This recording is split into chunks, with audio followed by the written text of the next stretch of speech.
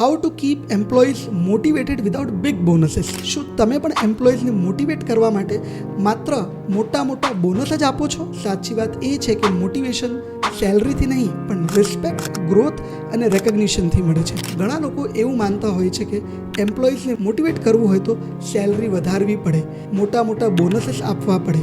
પરંતુ હકીકત એ છે કે બધા બિઝનેસીસ પાસે એટલા રિસોર્સિસ હોતા નથી.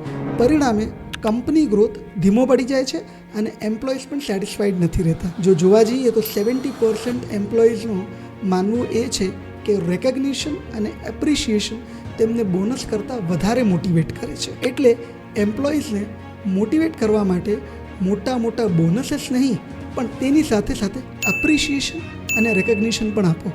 લર્નિંગ અને ગ્રોથ ઓપોર્ચ્યુનિટીઝ ક્રિએટ કરો. ફ્લેક્સિબલ વર્ક કલ્ચર અને હેલ્ધી એન્વાયરમેન્ટ આપો. સાથે જ સ્મોલ રિવોર્ડ્સ, ટીમ સેલિબ્રેશન અને ફીડબેક સેશન્સ રાખો. અને એમ્પ્લોઈઝને ડિસિઝન મેકિંગ પ્રોસેસમાં ઇન્વોલ્વ કરો. જ્યારે એમ્પ્લોઈઝ મોટિવેટ થાય છે ત્યારે બિઝનેસ ડબલ સ્પીડમાં ગ્રો કરે છે. So respect plus recognition plus growth opportunities is equal to biggest bonus.